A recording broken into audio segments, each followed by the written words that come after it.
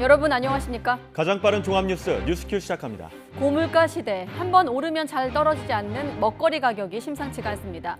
전기 가스요금 인상도 예고돼 있어 다음 달 정점을 찍을 거란 정부 예측과는 다르게 움직이고 있는데요.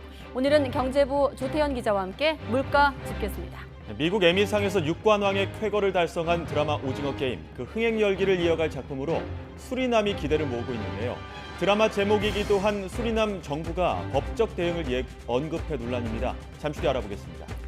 네, 윤석열 대통령이 해외 순방을 위한 출국을 이틀 앞두고 이원석 검찰총장과 또 한기정 공정거래위원장을 임명했습니다. 윤 대통령은 인사청문회를 통해 충분히 역량이 판단됐을 것으로 본다고 임명 이유를 설명했는데요. 청문 보고서 채택 없이 임명을 강행한 건 새 정부 들어 12번째입니다. 박석영 기자가 보도합니다.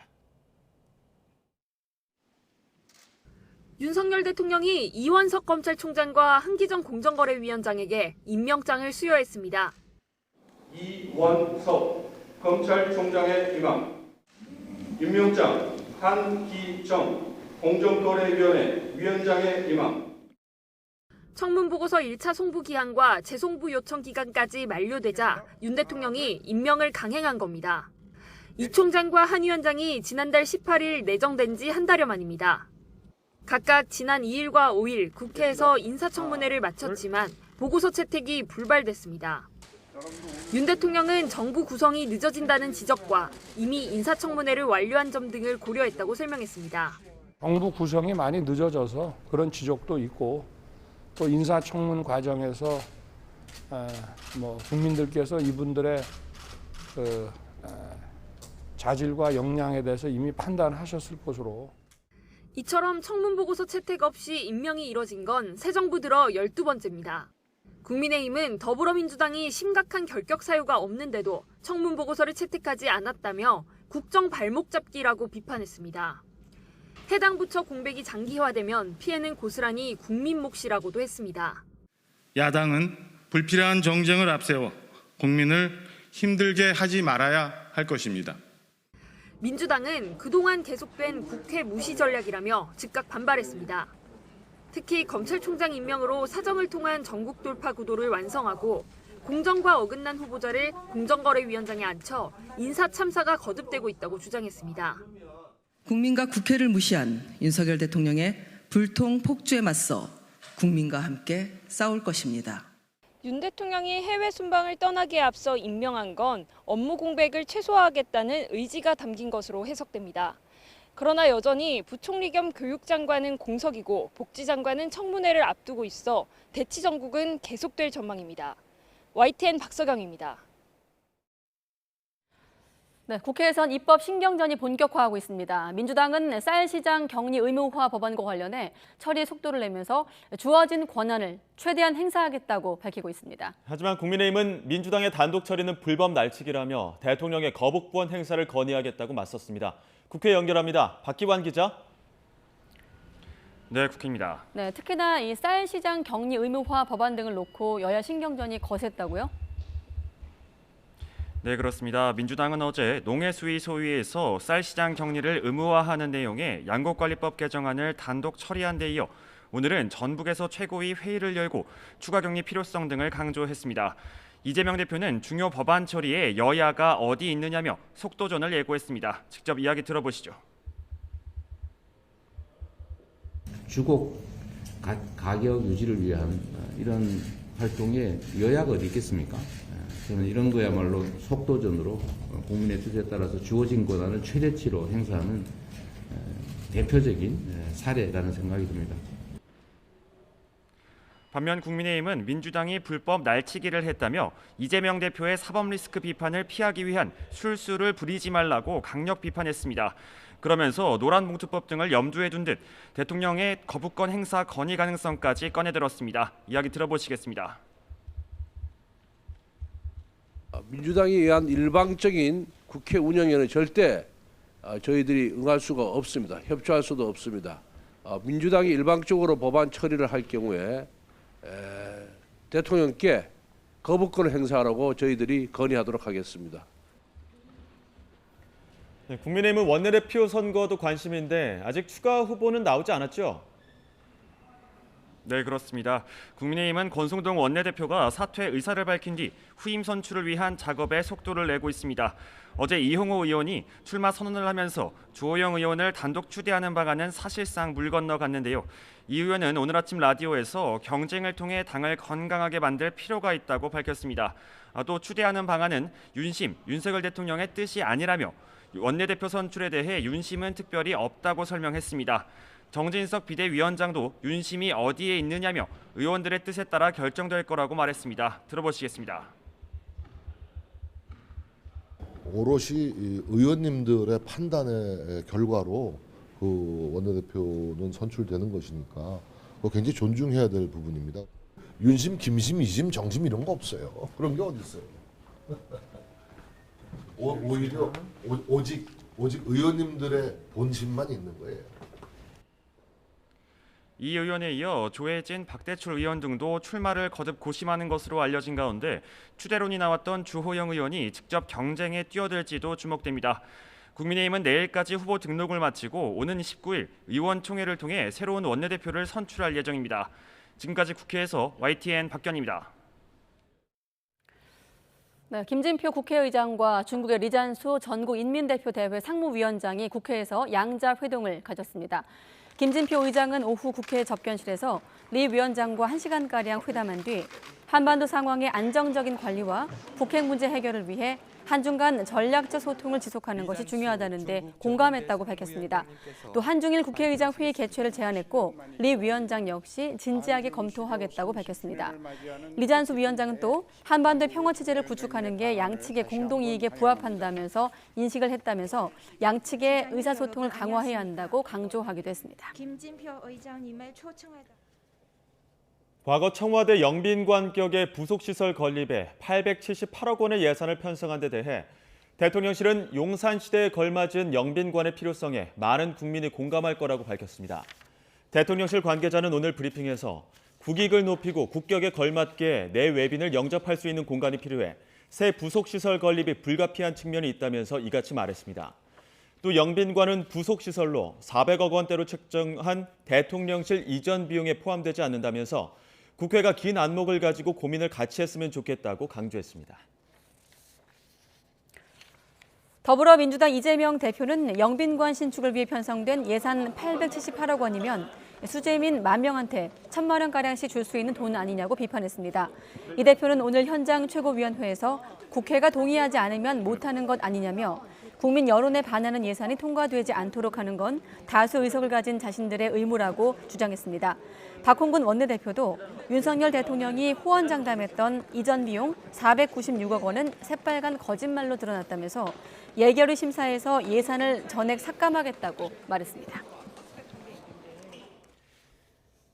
윤석열 대통령의 국정수행 지지도가 2달 만에 20%대를 벗어나 33%를 기록한 여론조사 결과가 나왔습니다. 그래픽 보시죠.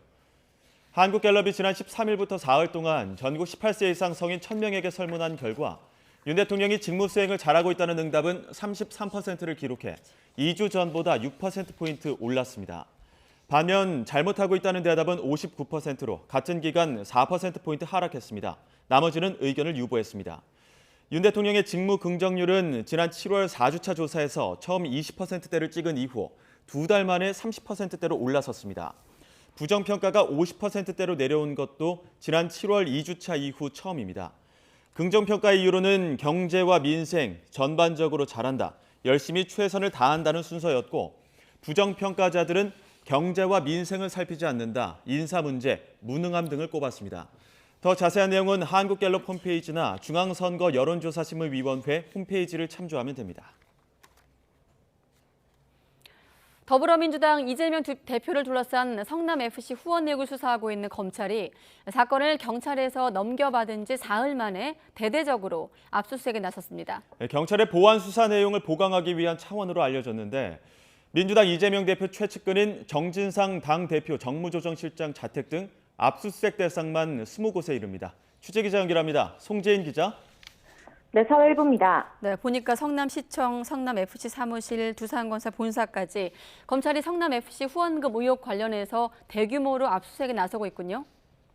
네, 그렇습니다. 수원지방검찰청 성남지청은 오늘 오전부터 성남FC 후원 의혹과 관련한 장소 20곳에 대해 동시다발적으로 압수수색을 진행하고 있습니다. 압수수색 대상은 성남시청과 성남FC 사무실, 두산건설 본사 등 말씀하신 대로 핵심 기관에 더해 당시 성남시 정책실장이던 정진상 민주당 대표 정무조정실장 등 의혹 관련자들의 자택도 일부 포함됐습니다. 이 대표 최측근으로 꼽히는 정 실장은 창단 때부터 성남FC 운용에 관여한 거로 알려졌는데 일부 해외 출장 비용을 성남FC가 부담했다는 의혹도 제기된 바 있습니다. 성남FC 의혹과 관련해 성남시청과 성남FC 사무실, 두산건설 본사 3곳에 대한 압수수색이 진행되는 건 이번이 두 번째입니다. 앞서 경찰은 검찰의 요구에 따라 보안 수사를 진행하던 지난 5월 3곳에 대한 압수수색을 잇따라 진행한 바 있습니다.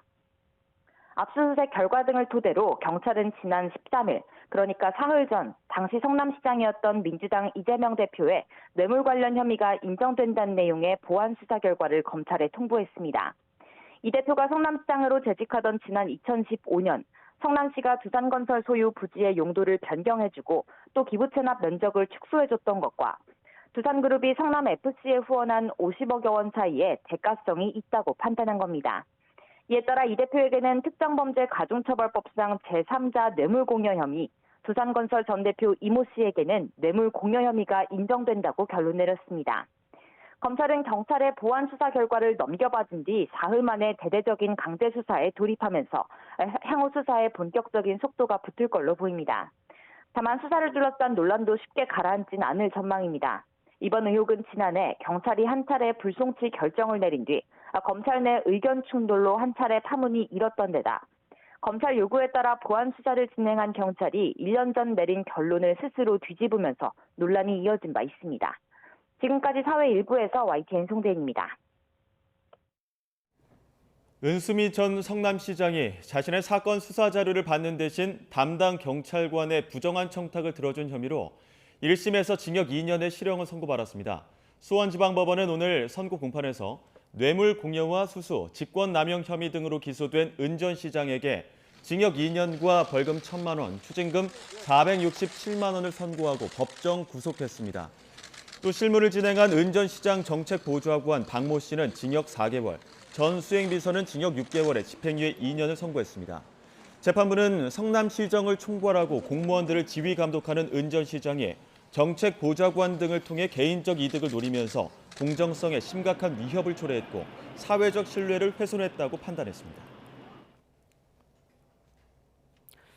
네, 신당역 영무원을 스토킹하다 살해한 30대 남성 전모 씨의 구속 여부가 이르면 오늘 결정됩니다. 법원에서 구속 전 피의자 신문을 마치고 나온 전 씨는 혐의를 인정하느냐는 등의 취재진 질문에 죄송하다고 답했습니다. 취재기자 연결합니다. 윤성훈 기자. 네, 사회일부입니다. 네, 전 씨에 대한 구속 여부 조만간 나오겠네요. 네, 전 씨는 조금 전 오후 3시 반쯤 서울중앙지방법원에서 열린 구속 전 피의자 신문을 마치고 유치장으로 호송됐습니다. 전 씨는 팔에 깁스를 하고 마스크를 쓴 채 법원에 출석했는데요. 30분 만에 법원 신문 절차를 마치고 나오면서 피해자에게 하고 싶은 말이 없느냐는 취재진 질문에 죄송하다고 말했습니다. 전 씨의 구속 여부는 이르면 오늘 오후 늦게 결정될 거로 보입니다. 전 씨는 지난 14일 밤 9시쯤 신당역 경무원에게 흉기를 휘둘러 숨지게 한 혐의를 받습니다. 국가수는 흉기에 찔린 목 부위 상처가 사망 원인이 됐을 거로 판단했습니다. 전 씨는 피해자와 서울교통공사 입사 동기였는데요. 전 씨는 피해자를 불법 촬영하고 협박한 혐의와 스토킹한 혐의로 재판에 넘겨졌습니다. 지난해 말 피해자가 촬영물로 협박을 당하면서 고소했고 경찰은 전 씨를 긴급 체포해 구속영장을 신청했습니다. 그러나 법원은 도주 우려와 증거인멸 우려가 없다는 이유로 기각했습니다. 전 씨는 지난 2019년부터 3년 동안 피해자에게 350여 차례에 걸쳐 만나달라는 문자를 보냈습니다. 당시엔 스토킹 방지법이 없어 정보통신망법상 불법 정보 유통금지 조항 위반 혐의가 적용됐습니다. 그 뒤로도 전 씨는 지난해 11월부터 올해 2월까지 피해자에게 합의를 종용하며 20여 차례에 걸쳐 연락을 취해 스토킹 혐의가 추가됐습니다. 그러나 스토킹 혐의와 관련해선 별도의 구속영장 신청은 없었습니다. 결국 불구속 상태로 재판을 받게 된 전 씨는 선고를 하루 앞두고 범행을 저질렀습니다. 경찰은 전 씨가 피해자의 신고로 재판에 넘겨지면서 원한을 품고 이 같은 일을 벌인 거로 보고 있습니다. 네, 전 씨가 치밀하게 범행을 준비한 정황도 속속 드러났죠. 네, 전 씨는 사내망을 통해 피해자의 바뀐 근무지와 근무 일자 등을 알아냈습니다. 전 씨는 지난해 10월 입건되면서 직해제된 상태였는데요. 다른 역사의 고객 안전실에 서울교통공사 직원이라 소개하고 사내망에 접속한 겁니다. 그런 뒤 신당역으로 찾아가 1시간 10분가량을 머무르며 피해자를 기다렸습니다. 피해자가 여자 화장실에 들어가자 뒤따라가 미리 준비해온 흉기를 휘둘렀는데 당시 일회용 위생모를 쓰고 있었습니다. 또 이 과정에서도 일회용 승차권을 이용했다는 사실이 드러났습니다. 혹여나 이동 기록이나 머리카락 등 흔적을 남기지 않기 위해 사전에 계획한 거로 보입니다. 전 씨는 오랜 기간 범행을 준비해왔다고 경찰에 진술했습니다. 이미 피해자의 신변 보호 조치 기간은 끝나 연계 순찰이나 스마트워치 등의 착용 등 안전 조치는 없던 상태였습니다. 경찰은 전 씨의 진술 등을 토대로 보복성 여부가 있는지를 집중적으로 들여다볼 계획입니다. 보복 혐의가 확인되면 특가법상 보복 범죄로 혐의가 적용돼 가중처벌을 받게 됩니다. 지금까지 사회일부에서 전해드렸습니다.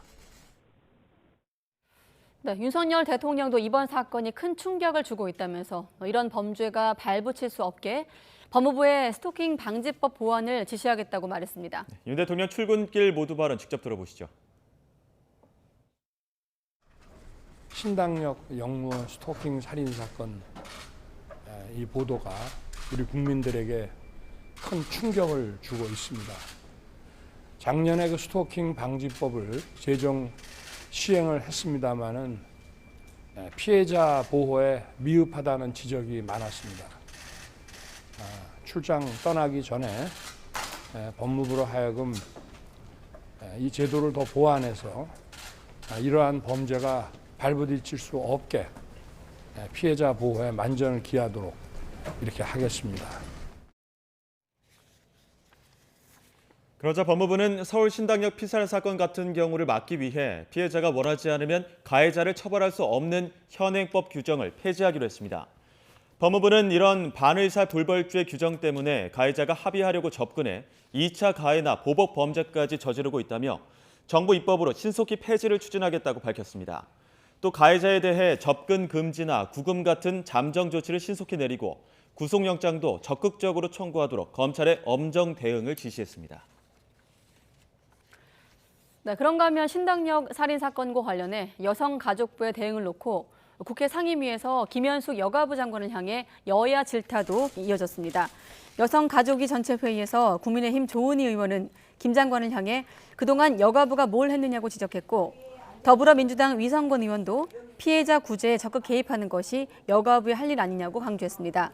그러자 김현숙 장관은 여가부 혼자 할 수 있는 건 아니라면서도 적극 개입할 수 있는 부분을 만들라는 말씀으로 듣고 더 노력하겠다고 답했습니다. 네, 서울 지하철 2호선 신당역에서 영무원이 살해당하는 사건이 일어난 뒤 서울교통공사가 직원에게 재발 방지 대책 아이디어를 내라고 지시해 논란입니다. 서울교통공사는 어젯밤 국무총리 지시로 재발 방지 아이디어를 내야 하니 다음 날 10시까지 의견을 취합해달라고 영업사업소에 공지했습니다. 공사 내부에서는 사람이 죽었는데 아이디어 같은 표현이 경솔했다는 등의 반발이 터져 나왔는데 이에 공사 측은 필요한 대책을 알아보기 위한 의도였다면서도 일부 표현은 부적절했다고 사과했습니다. 네, 최근 주요 제품 가격을 올린 농심과 팔도에 이어서 오뚜기도 다음 달 10일부터 라면 제품 가격을 평균 11% 올립니다. 대형 마트 기준으로 진라면은 620원에서 716원으로, 진 비빔면은 970원에서 1,070원, 진 짬뽕은 1,620원으로 각각 오릅니다. 오뚜기의 라면값 인상은 1년 2개월 만으로 오뚜기 측은 고환율의 원재료값 상승으로 가격을 조정하게 됐다고 설명했습니다. 그리고 최근 호우로 작황이 부진한 영향으로 배추값도 한 달 전보다 2배나 오른 것으로 나타나고 있습니다. 한국농수산식품유통공사 자료를 보면 배추 도매 가격은 10kg에 34,240원으로 1년 전보다 2.3배, 한 달 전보다 비교해보면 2배가량 올랐습니다. 무와 양파 등 김치에 들어가는 다른 농산물 가격도 크게 오르면서 포장김치 가격도 인상이 잇따를 예정인데 점유율 1위인 대상의 종갓집 김치가 9.8%, CJ 제일제당 비비고 김치는 11% 가격이 오릅니다. 네, 이렇게 물가에 비상이 걸렸던 추석이 지나가니 또 환율이 치솟고 배추값에 라면, 과자값까지 줄줄이 오르면서 물가를 더 끌어올리게 생겼습니다. 다음 달에는 물가가 정점을 찍을 거란 정부의 예측이 틀릴 수 있다는 걱정까지 나오고 있는 가운데 정점 이후에도 고물가는 이어질 전망입니다. 계속해서 권남기 기자가 보도합니다. 올해 외환위기 이후 처음으로 6%대를 뚫었던 물가, 언제가 정점일지 예측은 조금 엇갈립니다. 정부는 늦어도 다음 달엔 정점을 찍고 상승세가 진정될 거란 전망을 거듭하지만 늦어도 10월 경에는 소비자 물가가 정점을 찍지 않을까. 그리고 그 이후로는 소폭이나마 서서히 좀 안정화 기조를. 비슷한 의견을 냈던 한국은행은 최근 물가 정점이 늦어질 수도 있다는 관측을 내놨습니다. 일상 회복에 외식이나 여가 수요가 갈수록 늘며 물가 상승을 부채질하는 가운데 특히 환율이 하반기 물가의 불안 요인으로 떠올랐습니다. 환율이 지금 올라가 있는 국면을 우려하고 있는 것은 가장 큰 원인은 환율의 수준 자체라기보다는 그로 인해서 생길 수 있는 물가 상승 압력. 올해 하반기에 물가가 정점을 찍어도 당분간 5%대 고물가가 이어질 가능성이 큽니다. 한번 오르면 거의 떨어지지 않는 먹거리 가격이 심상치 않은데 라면과 같은 가공식품 가격이 줄줄이 오르며 조만간 외식비 부담이 더욱 커지게 생겼습니다. 재료비 부담이랑 인건비 부담을 감안해서 이제 가격을 올릴 수밖에 없는 입장이었고요. 실질 소득은 줄어드는 효과가 있어서 힘드시겠지만 이제 어쩔 수 없는 현상이라고 보고 있습니다.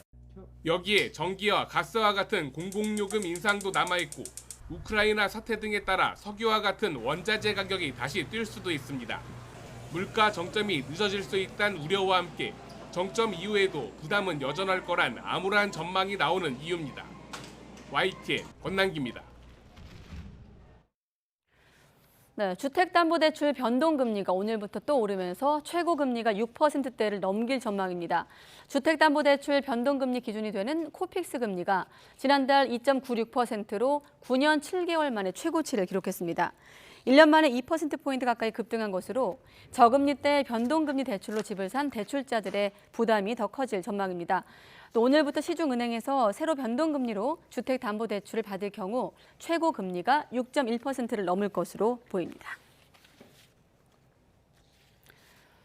최근 서울 아파트 실거래 가격 지수가 13년 7개월 만에 가장 큰 폭으로 하락한 가운데 매수 심리도 지속해서 위축되고 있습니다. 한국부동산원 조사에 따르면 이번 주 서울 아파트 매매 수급 지수가 80.1을 기록하며 19주 연속 하락했습니다. 매매 수급 지수가 기준선인 100보다 낮을수록 시장에 집을 팔려는 사람이 사려는 사람보다 많다는 것을 의미합니다. 네, 먹거리 물가가 앞서 들으신 대로 줄줄이 오르고 있습니다. 신선식품들은 물론이고 라면값과 과자 같은 가공식품 가격도 대폭 상승하고 있는데 문제는 그 끝을 정점을 알 수 없다는 겁니다. 네, 경제부 조태현 기자와 함께 현재 경제 상황 짚어보겠습니다. 어서 오십시오. 네, 안녕하세요. 어제 현장에서 경제부 이승윤 기자가 하나하나 뭐 과자부터 시작해서 가공식품 다 하나 소개한 기억이 나는데 오늘은 스튜디오에서 조태현 기자가 짚어주겠습니다. 하반기 들어서 식품업계가 가격 인상을 이어가고 있어요. 네. 특히 추석 연휴가 끝나고 나서 네. 줄줄이 좀 올리는 모습을 보이고 있는데요. 앞서도 전해드린 것처럼 라면 같은 가격이 지금 오르고 있습니다. 네. 뭐 앞서 전해드린 내용이 있으니까 구체적으로 설명드리지는 않겠고요. 그 오르는 배경을 한번 보자 이거죠. 네. 그러면 일단은 밀가루나 또 이 유탕면이니까 그거를 튀길 때 필요한 기름이 있을 거 아닙니까? 주로 팜유를 쓰는데 네. 이런 것들 가격이 쭉 오르고 있던 상황에서 우크라이나 사태가 터지면서 트리거가 됐어요. 이게 방아쇠가 돼가지고 가격의 상승률이 굉장히 높아졌습니다. 맞아요. 거기에다가 지금 인건비도 계속 오르고 있죠. 국제 유가가 올랐으니까 물류비도 오르게 됩니다. 이렇기 때문에 지금 가격 인상 요인이 있는 건 분명하고요. 그렇기 때문에 계속적으로 가격이 오르고 있다 이렇게 볼 수 있는데 네. 지금 농심이 지난 2분기에 24년 만에 분기 적자를 보이는 모습도 보였습니다. 그렇기 때문에 가격을 뭐 올리지 않을 수는 없는 상황이었다고 봐야 될 것 같고요. 네. 그럼 라면만 오르냐? 과자도 오릅니다. 똑같은 이유로 오르고 있어요. 그리고 김치 가격도 앞에서 이야기했던 것처럼 가격이 오르고 있는데 조금 전에 그 대상 종갓집 웨브사이트에 들어가 보니까 다 품절이더라고요. 포장김치. 예, 네. 구할 수도 없어요. 그러면은 배추 가격이 지금 워낙 많이 오르고 있고요. 최근에 날씨를 생각해 보면은 폭염에 이어서 폭우에 태풍까지 왔죠. 예. 이 우리나라가 물가 관리하기가 굉장히 힘든 나라라고 보는 이유 중에 하나가 그건데 이게 땅 덩어리 자체가 좁은데 거기다가 산이 많아서 경작지도 좁습니다. 그래서 기후 변화에 영향을 많이 받게 된다 이런 네. 건데요.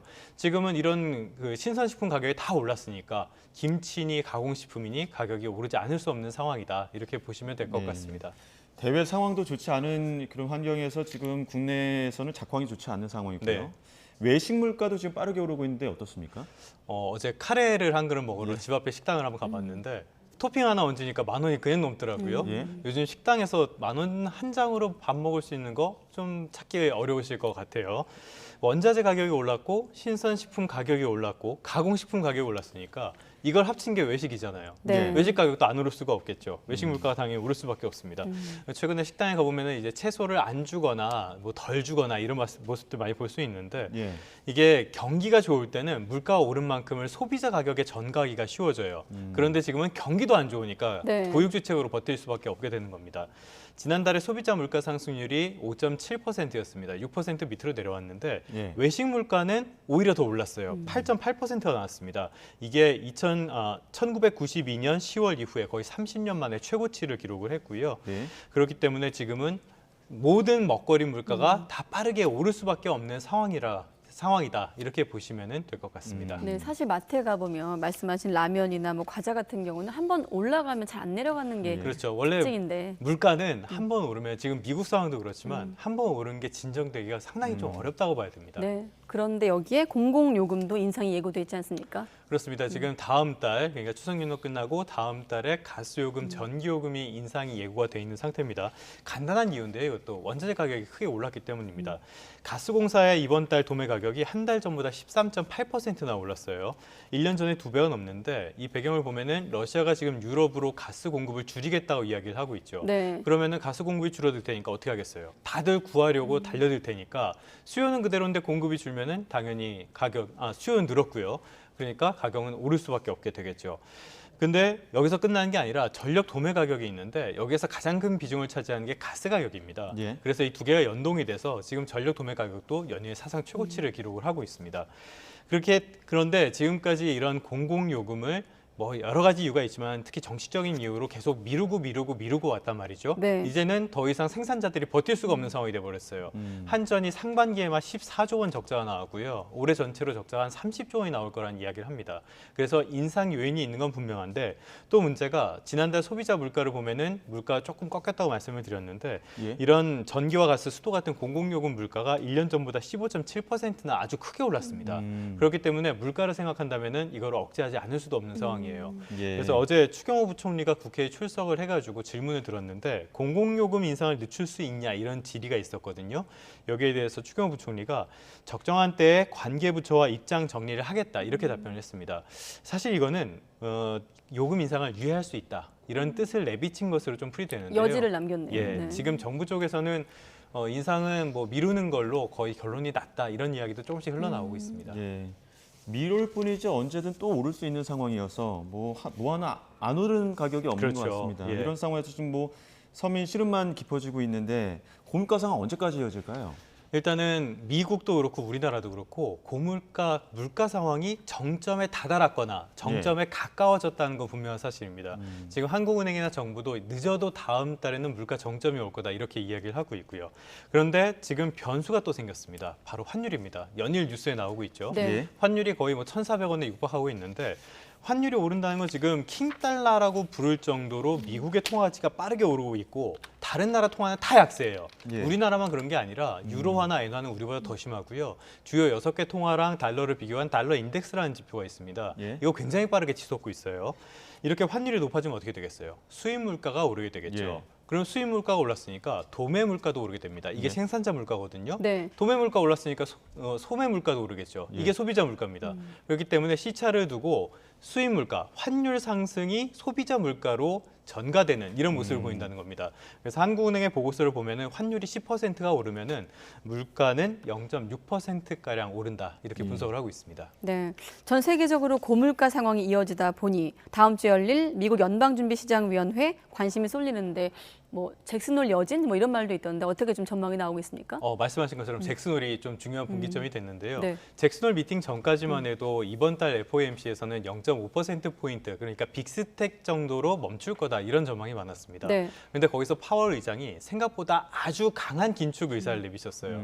거기다가 또 중요한 게 지난달 소비자 물가가 나왔는데 8.3%가 나왔습니다.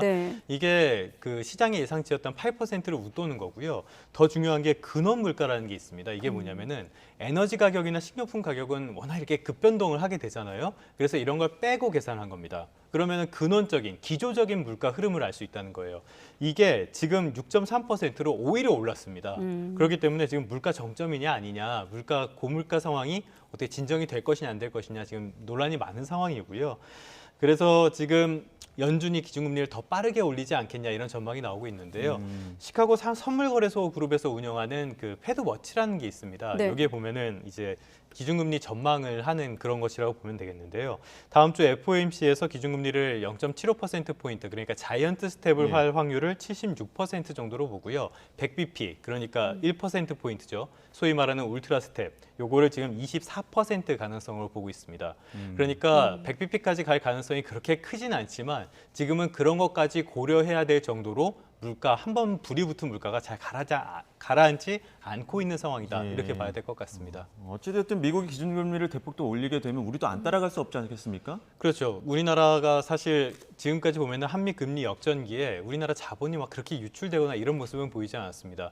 그런데 환율 문제 같은 게 있고요. 자산시장 문제 같은 것도 있고, 말씀하신 것처럼 또 중앙은행이 손 놓고 아무것도 안 할 수도 없고, 그러니까 어느 정도 대응은 할 수밖에 없는데요.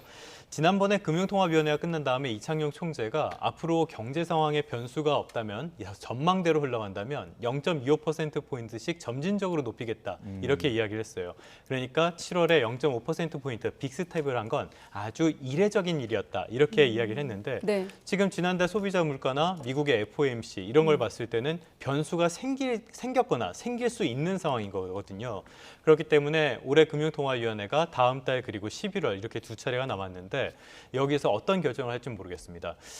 지금 지난번 금융통화위원회 끝나고 나서는 연말에 기준금리가 2.75%에서 3% 정도가 되는 것이 합리적인 기대다 이렇게 설명을 했는데 경우에 따라서는 다시 한번 빅스텝 0.5%포인트를 올릴 가능성도 지금으로선 배제하기가 어려워 보입니다. 미국의 긴축 행보에 한국은행이 고심하고 있다는 얘기까지 들었습니다. 경제부 조태현 기자였습니다. 수고했습니다. 네, 고맙습니다.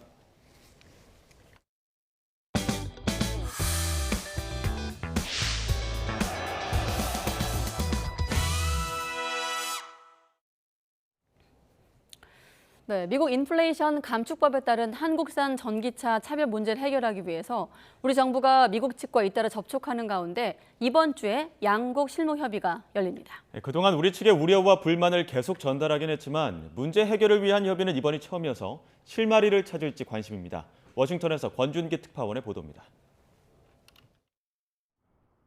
미국 의회를 방문한 조현동 외교 1차관은 민주당과 공화당 하원 의원을 각각 만났습니다.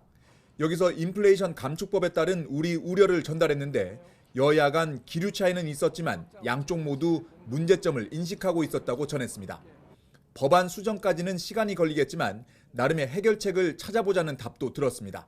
공화당은 기본적으로 그 IRA 법안에 반대했기 때문에 아무래도 다른 생각을 가지고 있죠. 기업의 피해를 최소화할 수 있는 방안이 뭔지 또 고민하고 검토해 보겠다고 하였습니다.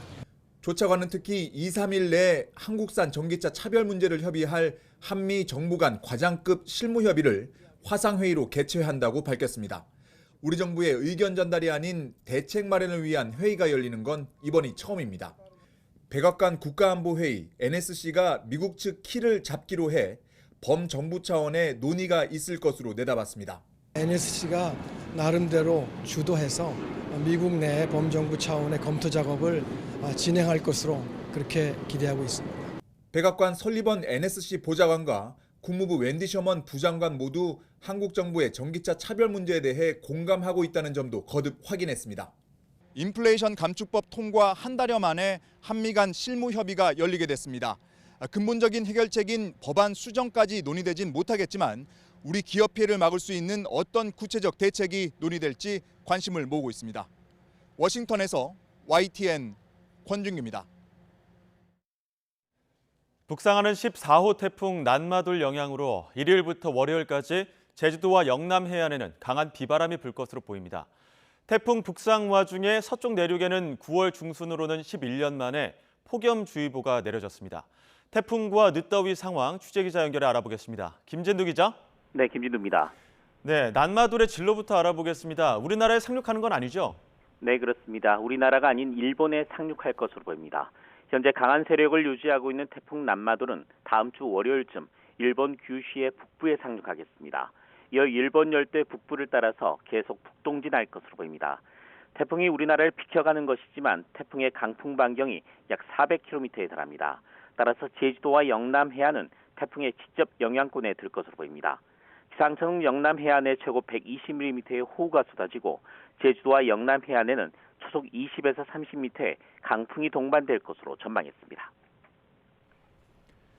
네, 지금이 9월 중순입니다. 더위가 완전히 물러나는 시기인데 때 아닌 폭염주의보가 내려졌다고요?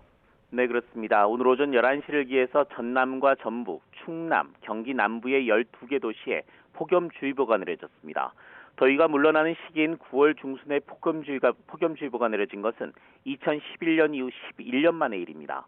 기상청은 14호 태풍 난마돌이 북상하며 뜨거운 수증기가 유입되고 여기에 동풍 효과가 겹치면서 서쪽 지역을 중심으로 고온 현상이 나타나고 있다고 밝혔습니다. 폭염주의보는 일 최고 체감 온도가 33도 이상인 상태가 이틀 이상 지속할 때 내려집니다. 지금까지 YTN 김진두입니다. 중국에 상륙한 제12호 태풍 무이파는 오늘 오전 9시 온대 저기압으로 바뀌며 소멸했습니다. 하지만 태풍이 남긴 비구름이 우리나라로 유입되면서 내륙에는 오늘 최고 60mm의 비가 내릴 것으로 보입니다. 윤석열 대통령은 북상하는 14호 태풍 난마돌 상황을 예의주시하면서 작은 것 하나 놓치지 말고 선제적으로 대비하라고 재난관리 당국에 지시했습니다. 윤 대통령은 태풍 흰남노로 큰 피해를 입은 포항, 경주 지역 복구가 끝나지 않은 상황에서 14호 태풍 발생으로 우려가 크다며 이같이 언급했다고 이재명 부대변인이 브리핑에서 전했습니다. 지난달 수도권 폭우로 가장 큰 피해를 본 지역은 서울 관악구였죠. 그런데 관악구가 이달 말 수재민과 함께하는 골프 대회를 개최해 후원하겠다고 홍보해 논란이 일고 있습니다. 수재민 돕기라는 취지를 내세웠지만 주민들은 아직 수해 피해 복구 작업이 한창인데 무슨 골프 대회냐며 항의를 쏟아냈습니다. 김태원 기자가 다녀왔습니다. 지난달 수도권 폭우 당시 봉천동 반지하 집이 침수돼 하마터면 부모님을 잃을 뻔한 최연희 씨. 아직 복구 작업을 다 끝내지 못한 집은 수마가 휩쓸고 간 흔적을 고스란히 보여줍니다. 9시 반에 급하게 연락이 왔어요. 여기 물이 다 찼다. 그래서 뭐 나무 장롱이고 뭐고 다 버렸어요. 그런데 최근 최 씨는 지인이 보내준 골프대회 홍보물 사진을 보고 깜짝 놀랐습니다. 가을 분위기로 한껏 멋을 낸 관악구청 장배 골프대회 포스터였는데 위쪽에는 수재민과 함께한다는 문구가 있고 아래엔 관악구가 공식 후원한다는 내용까지 적혀 있었기 때문입니다. 골프 대회를 열면 열지 왜 거기다가 수재민과 함께하는이라고 그 내용을 붙였는지 제목을 붙였는지 이해가 잘 안 됐고요. 수재민을 위한다는 어떤 그 뭐 행사의 취지나 이런 목적이나 이런 게 아무 내용이 설명이 안 돼 있더라고요. 대회 주최 측은 해당 골프대회 홍보물을 이곳 골프 연습장을 비롯해 관악구 일대 20여 곳에 붙인 것으로 확인됐습니다. 알고 보니 골프대회는 수재민들과 함께하는 행사가 아니었습니다. 행사를 주관한 관악구 골프협회는 대회에는 26만 원을 내면 참여할 수 있는데 수재민 참가자는 없었다고 설명했습니다. 다만 대회를 마친 뒤 수재민에게 성금을 기부할 예정이라 관련 문구를 넣었다고 덧붙였습니다. 하지만 기부하겠다는 성금은 고작 500만 원, 대회 1등 상금 수준에 불과합니다. 사실상 수재민을 이용해 자기 행사를 홍보한 거란 지적이 나오는 이유입니다. 자기네들의 대회인데 거기를 수재민을 같이 포함을 수재민의 이름을 걸고 거기서 가서 그런 골프 대회를 한다는 거는 말이 좀 안 되는 것 같아요. 더군다나 수해 복구에 힘써야 할 관악구가 서민이 즐기기엔 부담스러운 골프 행사를 공식 후원한 건 수재민들의 상황을 고려하지 않은 부주의한 처사였다는 비판도 나옵니다. 별로 긍정적이지는 않았던 것 같아요. 레저 스포츠인데 수재민이 참가하는 게 아니라면은 큰 의미가 없는 행사가 아닌가. 관악구는 행사를 후원한 사실을 인정하면서도 홍보 방식이나 문구에 대해선 사전 협의가 없었다고 해명했습니다. 저희가 뭐 이렇게 조례에서 뭐 행정적 지원, 뭐 필요 정비 지원 그런 거 좀 하지만 포스터로 문구를 어떻게 작성을 해서 나가는지 직접적으로 주최하고 주관하는 게 아니기 때문에. 관악구는 YTN 취재가 시작되자 이번 달 말 열기로 한 골프 대회를 뒤늦게 취소한 것으로 알려졌습니다. YTN 김태원입니다. 4조 원 넘는 회사 소유권을 통째로 기부한 대기업 회장. 이게 가능한가 의아한 표정으로 이 소식 접한 분들 많으실 겁니다.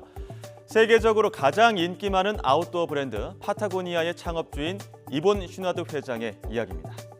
슈나드 회장은 지구가 이 파타고니아의 유일한 주주라며 자신과 부인, 두 자녀가 소유한 지분 100%를 통째로 환경단체와 비영리재단에 기부했습니다. 파타고니아는 비상장 기업으로 슈나드 일가가 기부한 전체 지분 가치는 30억 달러, 우리 돈으로 약 4조 1,800억 원에 이르고요. 앞으로 해마다 연수익 1억 달러, 약 1,390억 원도 전액 환경보호에 쓸 예정입니다. 괴짜 창업자로 불리는 슈나드 회장은 우리나라와도 인연이 깊습니다. 1960년대 초반 주한미군으로 2년가량 서울에서 근무했는데요.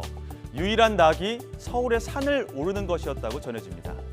특히 북한산 인수봉에 자주 올랐는데 그가 처음으로 개척한 바윗길은 그의 이름을 따 지금도 슈나드 길로 불리며 한국 산악인들이 가장 사랑하는 바윗길 중 하나가 되었습니다. 당시 그는 등반 장비를 구할 수 없자 서울 중구 쌍림동의 대장간에서 손수 장비를 만들기도 했는데요. 미국으로 돌아가서 아예 등반 장비 회사를 차렸고 의류 산업으로 확대해 1973년 아웃도어 용품 전체를 아우르는 기업 파타고니아를 설립하죠. 그의 경영 철학도 참 독특합니다. 우리는 지구를 되살리기 위해 사업을 한다. 늘 환경 보호를 경영 철학으로 삼아왔는데요. 친환경 원칙을 지키는 협력사와는 거래하기 때문에 가격이 비싼 편인데도 미 진보 엘리트층이 가장 선호하는 브랜드 중 하나로 자리 잡았습니다. 실리콘밸리와 월스트리트의 교복이라 불릴 정도죠. 환경을 위해 옷은 최대한 수선해 입자며 우리 옷을 사지 마세요라는 캠페인까지 벌이지만 신제품이 출시될 때마다 품절 대란을 일으키는 경우도 허다합니다. 이처럼 늘 예상을 빗나가는 길을 가지만 환경에 대한 자신의 신념을 지키기 위해 꿋꿋하게 자신만의 길을 개척한 파타고니아 이본 슈나드 회장. 이번 기부를 계기로 새로운 형태의 자본주의의 선한 영향력이 되길 바란다는 말도 남겼는데요. 이번에도 그가 개척한 통큰 행보가 많은 기업들이 따를 수 있는 새로운 길을 제시해주고 있습니다. 네, 6차 재유행이 감소세를 보이고 있는 가운데 방역 당국은 코로나19 비상 대응 체계를 일상 대응 체계로 전환하는 것을 논의할 필요가 있다고 밝혔습니다. 영국과 프랑스처럼 우리도 계절 독감 대하듯 방역 조치를 해제할 수 있는 상황이 됐다는 설명입니다. 취재 기자 연결하겠습니다. 김연아 기자. 네, 사회 2부입니다. 네, 정기석 국가감염병 위기대응 자문위원장 발언인데 어제 WHO 사무총장의 말과 일맥상통하는 것 같습니다. 네, 그렇습니다. 다만 당장은 아니고 6개월 뒤를 준비하자는 발언입니다. 구체적으로 보면 정기석 위원장은 먼저 코로나19가 종식된 것은 아니라고 평가했습니다.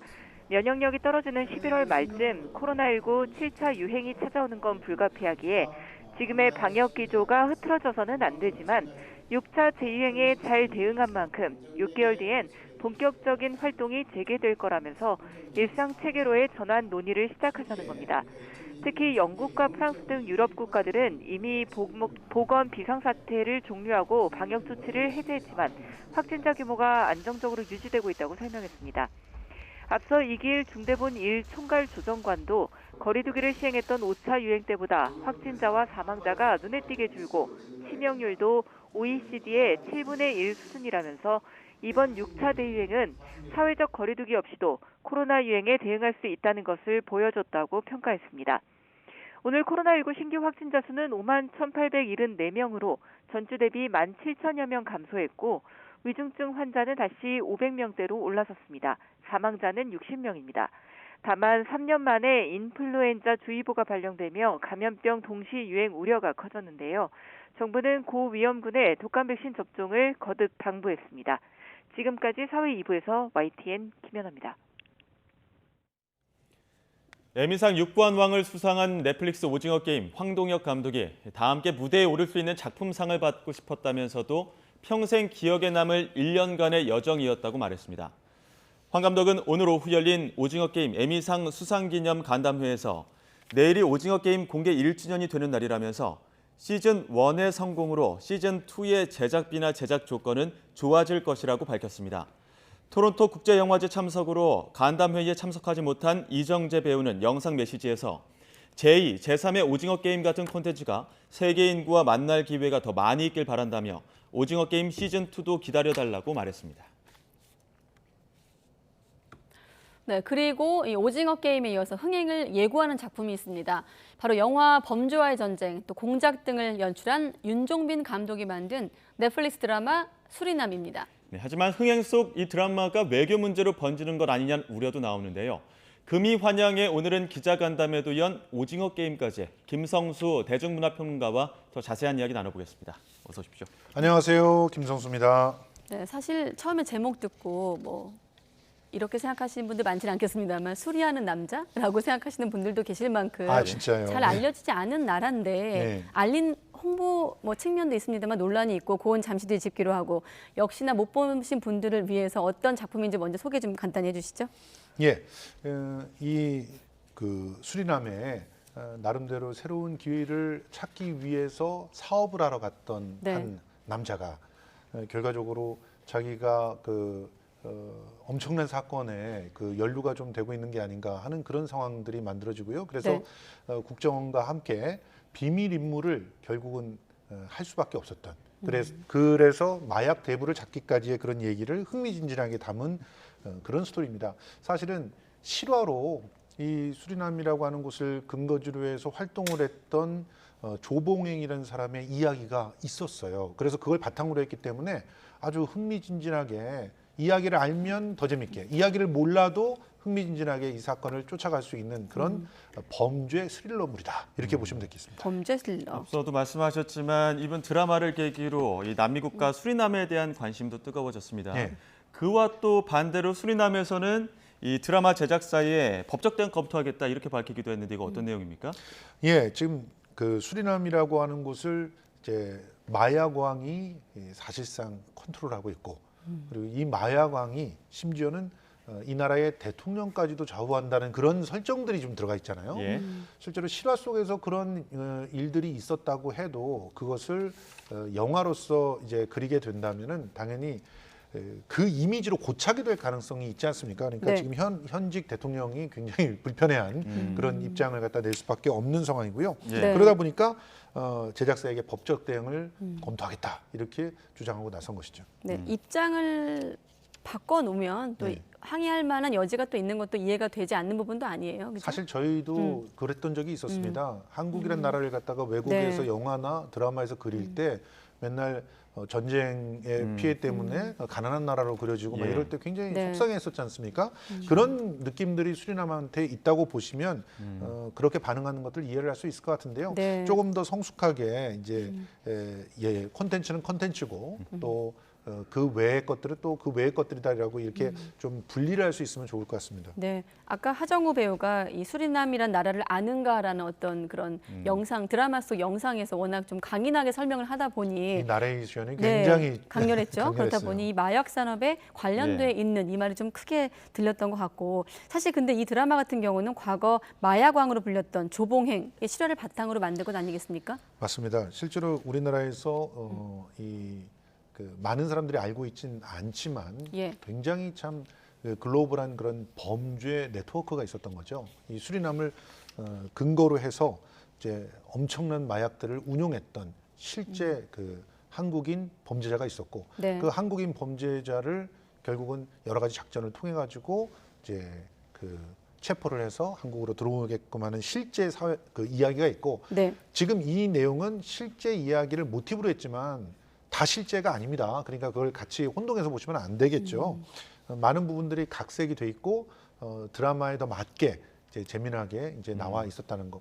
뭐 어떤 면들은 실화가 더 드라마보다 재미난다는 얘기도 있지만 어쨌든 실화와의 거리는 있다는 사실을 기억해 주셨어야 될 것 같고요. 그런 측면에서 이런 민감한 소재를 다룰 때는 제목을 특정 나라의 이름을 제목으로 삼는 거는 조금 자제했으면 어떠는가 그런 개인적인 바람들은 좀 있습니다. 그래서 영문 제목은 또 다른 제목으로 바꾸기도 했던 그렇죠. 것 같은데 앞서 언급한 것처럼 그러니까 수리남 정부가 제작사의 법적 대응을 예고했습니다.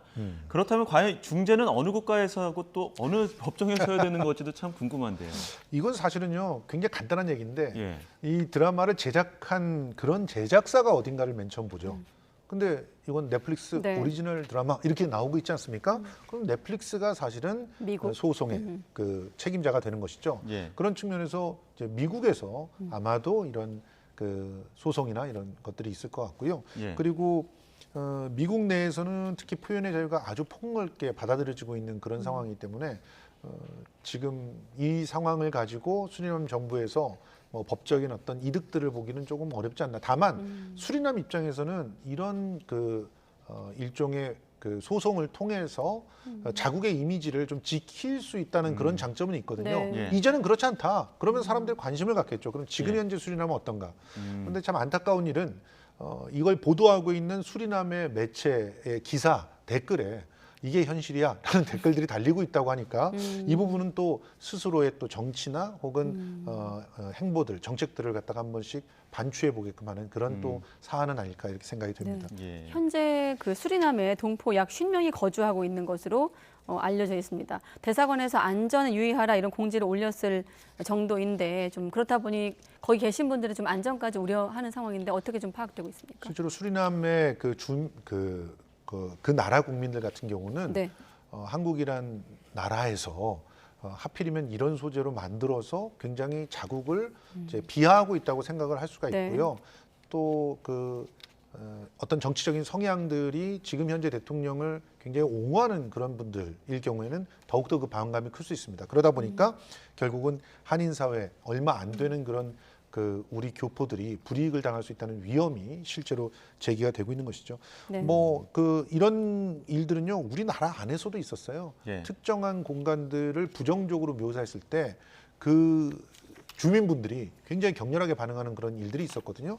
범죄도시 원 같은 경우 가리봉동에 사실은 거주하시는 분들이 굉장히 불편해하기도 했었습니다. 그러니까 이런 부분들은 어느 한쪽 입장만을 이렇게 전달하거나 거기에 경도돼서 보실 필요는 없을 것 같습니다. 참고로 1975년에 수교를 맺었고 두 나라는 다만 앞서 그 주 베네수엘라 대사관이 이제 얘기를 했는데 수리남엔 대사관이 없고 수리남 관할을 주 베네수엘라에서 하고 있기 때문에 입장을 밝힌 점 다시 한번 알려드리겠고요. 콘텐츠 때문에 어떤 잘못된 인식으로 불쾌했던 적이 우리나라도 있었다고 앞서 말씀을 하셨는데 지금 우리 영화나 드라마가 세계적으로 영향력이 커졌습니다. 그만큼 또 이 제작 과정에서 이런 부분들은 조금 더 염두에 둬야 될 것 같은데 어떤 부분을 좀 주의해야 될 거라고 보십니까? 실제로 다양한 소재들을 가지고 그 정말 창의적으로 작품을 만드는 게 보장되어 있어야 그래야 K 콘텐츠가 더욱더 성장할 수 있겠죠. 그런데 거기서 우리가 주의해야 될 것은 그 이야기가 불필요한 그런 피해자를 양산해내면 안 되거든요. 그런 측면에서 그 스토리를 가지고 자유롭게 창의적인 어떤 그 노력들을 하되 그것이 미칠 수 있는 여파들을 늘 고민을 해야 됩니다. 특히 실명을 이용하거나 혹은 실화라고 하는 걸 강조했을 때 생길 수 있는 피해들이 분명히 존재하기 때문에 그런 부분들에 대해서는 요즘 우리나라 드라마들 보면 대부분 실화를 모티브로 했다고 해도 맨 앞에 특정한 공간, 특정한 장소, 특정한 사람과 관계가 없다 이런 얘기를 하고 있지 않습니까? 그런 식의 배려들을 할 필요들은 있다고 생각이 듭니다. 그래야 또 더 많은 나라에서 우리 드라마를 사갑니다. 그러니까 너무 국수주의적이거나 또 너무 그 특정한 입장만을 강조하는 그런 창작의 그 방법도 이제 그런 여러 가지 그 아픔들을 가져올 수 있다는 것도 기억하셔야 될 것 같습니다. 특히나 이 작품 같은 경우는 뭐 윤종빈 감독과 배우 하정우 씨 어떤 인연은 뭐 널리 알려진 얘기고 이번 작품 같은 경우 하정우 씨가 윤종빈 감독한테 연출을 제안한 작품으로 알려지기도 했는데 또 한 가지 주목할 점은 하정우 씨가 프로포폴 논란 이후 2년 반 만에 복귀한 작품이기도 하잖아요. 그런 측면에서 저는 참 야, 하정우 씨가 정말 용기 있다라는 생각을 했어요. 그러니까 프로포폴이라고 하는 작품이 향정신 의약품으로 분류가 되고 있는 거기 때문에 네.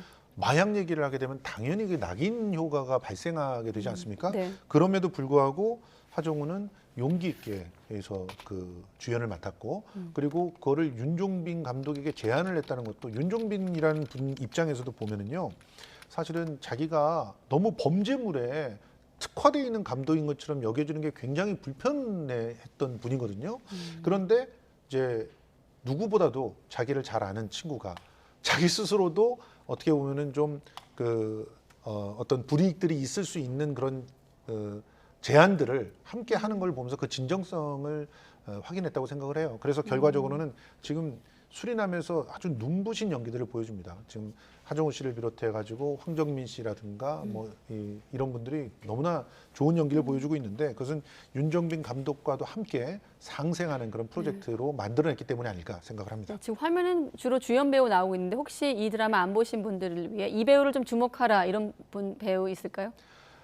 저는 무조건 박혜수 배우를 눈여겨봐야 된다고 생각하는데요. 네. 이제 박혜수는 저는 넷플릭스의 아들이 된 것 같습니다. 네. 넷플릭스의 넷플릭스 제작진들이 가장 좋아하는 예. 그런 배우, 한국 배우가 된 게 아닌가 이렇게 생각을 하는데요. 네. 박혜수 배우에 대해서 주목해 보시기 바랍니다. 예. 네, 넷플릭스의 아들이 이정재 씨가 아니라 제가 보기엔 박혜수라고. 박혜수 배우라고 생각합니다. 네, 그럼 박혜수 씨 넷플릭스의 아들 다른 작품도 이야기 한번 해보겠습니다. 오징어 게임팀 오늘 기자간담회 열었는데 네. 상당히 관심을 모았는데 이정재 배우랑 오영수 배우는 모습 보이지 않았습니다. 그러니까 지금 이 두 배우가 전 세계적인 관심을 갖다 모으고 있고 네. 그렇기 때문에 자기 나름대로의 그 스케줄들이 너무 바쁜 거죠. 이정재 배우는 아까도 말씀드렸지만 토론토 국제영화제에 참여를 하기 위해서 나가면서 이제 그 영상으로 이렇게 참여를 했던 것인데 전반적으로 이게 한국 기자들에게 이제 뒤풀이의 성격으로 이렇게 얘기를 하는 거지만 이미 또 기자간담회가 현지에서 또 있었기 때문에 예. 그런 측면에서 어떻게 보면은 우리 배우들이 자기의 일정들을 소화하는 것 자체가 또 오징어 게임의 앞으로의 또 행보들도 이렇게 쌓아놓는 거라고 생각을 해서 그런 네. 모습들을 보였던 것 같습니다. 네, 기자간담회 열고 소감과 또 에미상 뒷이야기를 소개를 했는데 황동혁 감독이 좀 안쓰러운 얘기를 했더라고요. 사실 네. 윤종빈 감독은 너무 힘들어서 수리남 2를 제작할 계획이 없다고까지 말할 정도인데 창작의 고통을 호소했는데 황동혁 감독 역시 좀 안쓰러운 얘기를 했더라고요. 예. 네. 이게 그 드라마가 예를 들어 6부작이다라고 네. 하면은 기본적으로 영화 6편을 찍는 거라고 생각하시면 됩니다. 예. 근데 그 영화 6편을 찍을 때 기본적으로 그 고민을 먼저 해야 될 프리 프로덕션 예. 그 기간 동안에 고민을 먼저 해야 될 것들이 6배가 되는 게 아니라 실제로는 12배 이상이 된다고 보시면 돼요. 그 모든 것들을 조율하고 그 체크를 하면서 일관된 흐름과 또 그 이야기들을 갖다 유지해 나가는 그런 그 상황들을 만들어야 되기 때문에 사실은 굉장히 스트레스를 많이 받게 되거든요. 윤종빈 감독 경우는 하소연을 하기를 위궤양, 12지장 궤양 모든 궤양이란 궤양은 다 걸린 것 같다라고 네. 얘기를 했고요. 지금 황동혁 감독 같은 경우는 이가 뭐 6개나 뭐 빠졌다라고 하더라고요. 예. 그러니까 그만큼 극도로 스트레스를 받는 작업을 한 것 같은데 특히나 이 오징어 게임을 연출할 때 사실은 넉넉한 환경 속에서 작업을 하지 못했거든요. 예.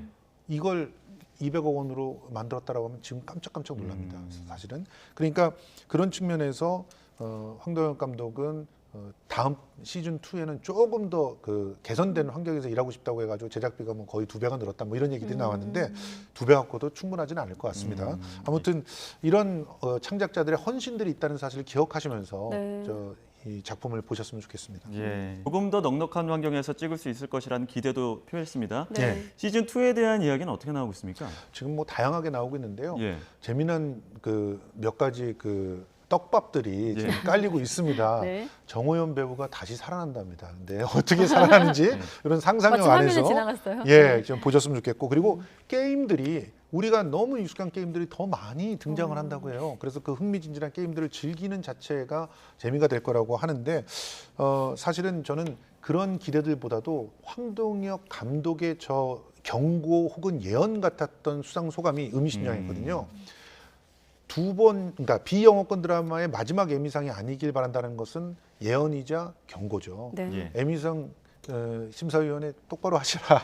그래서 이런 장벽을 또 만들어 놓지 마셔라라고 하는 그런 얘기도 하고요. 또 이제는 비영어권 컨텐츠가 없이는 미국의 컨텐츠 시장이 존재하지 않는다는 것을 그냥 확실히 선언을 해놓은 거예요. 그러니까 당연히 마지막 에미상이 아니라는 건 예언이 되지 않을까 생각을 하고 있습니다. 네. 여기는 YTN이기 때문에 이 질문까지 드려야 합니다. 자, 이런 세계적인 흥행 K 콘텐츠를 좀 인기를 이어갈 전략까지 좀 질문 드릴 텐데 이 인기를 유지하기 위해서 어떤 노력에 좀 뒷받침이 있어야 될까요? 자, 오징어 게임과 황동혁 감독 얘기를 할 때 반드시 기억해야 될 것이 있습니다. 황동혁 감독은 블랙리스트 피해자였고요.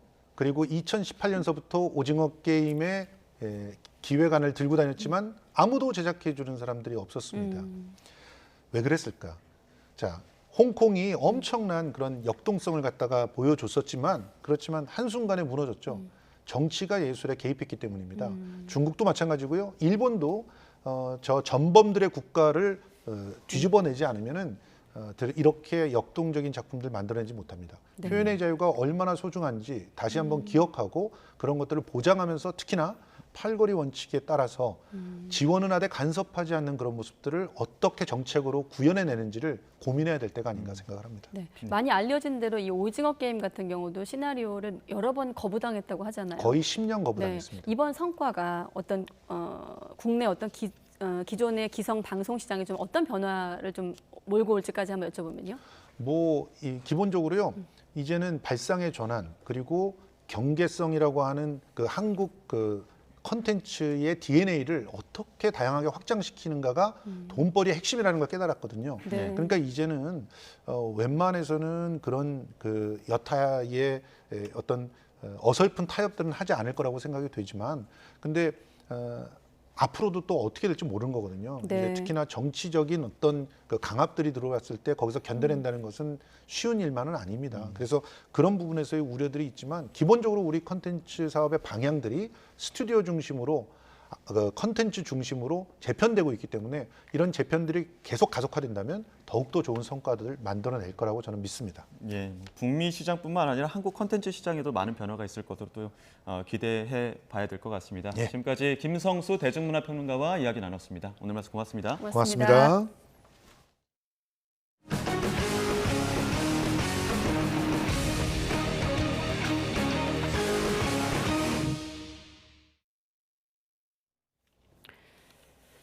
네, 서울 지하철 2호선 신당역에서 스토킹하던 영무원을 살해한 혐의를 받는 30대 남성이 구속 갈림길에 섰습니다.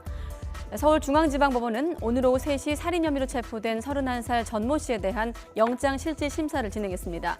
심사를 마친 뒤 전 씨는 피해자에게 할 말이 없냐는 질문에 죄송하다고 짧게 답했습니다. 김광호 서울경찰청장이 신당역에서 발생한 영무원 스토킹 살인 사건과 관련해 신속하게 피의자 신상 공개 여부를 결정하겠다고 밝혔습니다. 김 청장은 오늘 서울 지하철 2호선 신당역 화장실을 찾아 피해자를 추모하고 서울 치안 책임자로서 유족에게 송구하다고 말했습니다. 그러면서 이번 사건을 엄정하게 수사하고 조속히 피의자 신상정보 공개 심의위원회를 열어 신상 공개 여부를 결정하겠다고 밝혔습니다. 서울 지하철 3호선 열차에 손수레가 끼어 운행이 30분 넘게 지연돼 출근길 시민들이 불편을 겪었습니다. 오늘 아침 8시 20분쯤 서울 지하철 3호선 압구정역에서 승객이 폐지를 싣고 가던 손수레가 열차와 승강장 사이 틈에 끼었습니다. 오늘 새벽 4시 10분쯤 서울 논현동 을지병원 앞 교차로에서 택시 2대와 승용차 2대가 잇따라 부딪히는 사고가 났습니다. 이 사고로 택시 운전자 등 4명이 다쳐 병원으로 옮겨졌지만 모두 생명에는 지장이 없는 것으로 알려졌습니다. 오늘 낮 1시쯤 인천 왕길동 간이 정비소에 있던 25톤 폐기물 운반 차량에서 화재가 났습니다. 이 불로 정비소에 있던 50대 남성 등 모두 3명이 크게 다쳐 병원으로 옮겨졌고 폐기물 운반 차량 2대가 모두 탔습니다. 네, 서울 신당역 영무원 살인 사건과 관련해 정치권에서도 스토킹 범죄 대책 마련과 처벌 강화를 촉구하는 목소리가 이어지고 있습니다. 하지만 국회에서 피해자 신변 보호를 강화하는 법안이 진작 발의됐는데도 처리에는 손을 놓고 있었다는 지적도 나옵니다. 김태민 기자의 보도입니다. 출근길 윤석열 대통령은 신당역 살인 사건에 대한 엄정한 대응을 주문했습니다. 작년에 그 스토킹 방지법을 제정 시행을 했습니다마는 피해자 보호에 미흡하다는 지적이 많았습니다. 출장 떠나기 전에 법무부로 하여금 이 제도를 더 보완해서 이러한 범죄가 발부딪힐 수 없게. 정치권에서도 사법기관의 안일한 대처를 질타하고 대책 마련을 촉구하는 목소리가 이어졌습니다. 구성률이 10.6%에 불과합니다. 법원도 스토킹 보복 살인의 사건의 책임에서 자유롭지 못합니다. 한 여성이 죽음의 공포를 수차례 얘기했음에도 불구하고 왜 거기에 응답하지 않았습니까? 구치소 유치, 이런 조치를 할 수 있게끔 법에도 규정되어 있습니다. 국회 여성가족위원회에서는 뒤늦게 스토킹 피해자 보호와 지원에 관한 법안 논의가 시작됐습니다. 이미 지난해 4월에 발의된 법안이었습니다. 스토킹 피해자 보호 및 지원에 관한 법률안의 처리를 통해 스토킹 범죄 피해자에 대한 폭넓고 체계적인 보호와 지원이 이루어질 수 있도록. 하지만 스토킹 처벌법을 보완하려는 시도는 꾸준히 이어져 왔습니다. 특히 지난해 법이 시행되기 전부터 범죄 신고자와 친족들에 대한 신변 안전조치 강화, 피해자 보호명령제도 신설, 신고죄 폐지 등의 개정안이 줄줄이 발의됐고 전문위원 검토까지 모두 마쳤던 것으로 파악됐습니다. 그런데도 국회는 법안 처리에 손을 놓고 있었고 결국 또 한 번의 비극이 일어난 뒤에야 부랴부랴 대응에 나선 겁니다. 여야가 정쟁에만 몰두하다가 정작 시급한 민생 현안은 외면했다는 비판을 피하기 어려운 대목입니다. 이번 신당역 보복살인 사건은 스토킹 범죄 처벌의 한계와 사법체계의 미비점이 한데 얽혀 일어났습니다. 이제라도 정치권이 제대로 된 대책을 마련해 제 역할을 다해야 할 것으로 보입니다. YTN 김태민입니다. 네, 이원석 신임 검찰총장이 취임 일성으로 예외 없는 법 집행을 강조했습니다. 현재 진행되고 있는 야권 관련 수사를 의식한 것으로 보이는데 향후 중립성 확보가 신임 총장의 핵심 과제로 꼽힙니다. 우철희 기자입니다. 이원석 신임 검찰총장이 역대 최장기 총장 공석인 133일 만에 검찰을 이끄는 수장으로 공식 취임했습니다. 취임 일성으로 정의와 공정을 실현하는 든든한 버팀목이자 바람막이를 자처했습니다. 특히 검찰 수사의 지휘권자로서 예외 없는 법 집행을 역설했습니다. 법 집행에는 예외도 혜택도 성역도 있을 수 없으며 검찰권은 오로지 증거와 법리에 따라 행사되어야만 합니다. 이원석 총장은 또 보이스피싱, 전세 사기 등 민생 범죄와 성폭력, 스토킹 같은 강력 범죄, 금융, 증권 범죄와 구조적 비리에 대한 수사 역량 집중을 강조했습니다. 검수완박으로 대표되는 수사권 조정과 관련해선 범죄 대응 소홀로 국민에게 피해가 돌아가는 악순환에 빠졌다면서 경찰, 공수처 등 다른 수사기관들과 협력할 뜻도 내비쳤습니다. 검찰 제도에 대한 끊임없는 논란과 함께 검찰의 잣대가 굽었다 펴졌다를 거듭했고 여러 형사사법기관과의 관계도 제자리를 찾도록 재정립해야 하는 상황입니다. 넉 달 가까이 직무 대리로서 수사와 업무를 총괄해 조직 안정과 업무 추진에는 연착륙이 예상되지만 취임사 하나하나가 숙제입니다. 예외 없는 법 집행이 공연불이 되지 않으려면 중립성과 공정성 확보가 관건입니다. 이미 재판에 넘긴 더불어민주당 이재명 대표 관련 사건 수사가 이제부터란 말이 나오는 상황에서 대장동과 변호사비 대납, 성남FC 후원금과 법인카드 유용 의혹 등의 처리 결과가 초미의 관심입니다. 또 서해 공무원 피격과 탈북 어민 북송, 블랙리스트 의혹 같은 야권을 겨냥한 수사도 정점으로 치닫고 있습니다. 도이치모터스 주가 조작 의혹을 비롯한 김건희 여사 관련 사건 처리 또한 잣대가 될 수밖에 없습니다. 검수완박 시행에 따른 보완책 마련과 권한쟁의 심판 대비, 고검장급 사직에 따른 후속 인사와 윤석열 대통령 관련 사건 수사지휘권 복원도 이 총장의 과제로 꼽힙니다. 닻을 올린 이원석 호가 정권 핵심과의 인연과 잔뜩 경계하는 야권 사이에서 방향타를 어디에 둘지 관심인 가운데 순탄치만은 않은 항해를 예고하고 있습니다. YTN 우철입니다.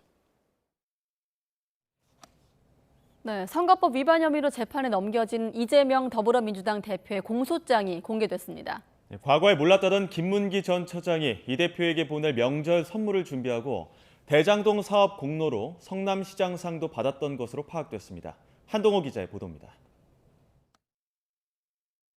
아직은 이제 하위 직원이기 때문에 뭐 그 사람들은 저를 다 기억하겠죠, 당연히. 저는 그 기억에 남아 있지 않은 사람이었는데. 검찰 공소장에 적힌 이재명 민주당 대표와 김문기 전 성남도시개발공사 개발 1처장의 관계는 2009년 6월부터 시작됩니다. 이재명 당시 변호사는 리모델링 제도 개선 활동을 하면서 김 전 처장을 알게 됐고 리모델링 정책 세미나에도 함께 참여했습니다.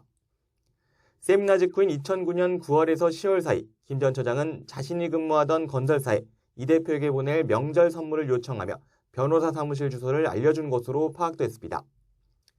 2015년 호주 뉴질랜드 출장 때는 성남도시개발공사 관계자 참여를 검토하라는 이재명 당시 시장 지시에 처음 명단에 없던 김 전 처장이 포함됐고 9박 11일을 함께했습니다.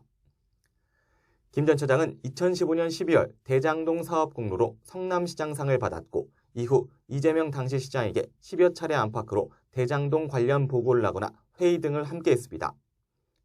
검찰은 김 전 처장이 대장동 업무 전반을 보좌했다며 2018년 공직선거법 위반 사건 수사와 재판에서도 이재명 대표에게 직접 상세 내용을 설명했다고 강조했습니다.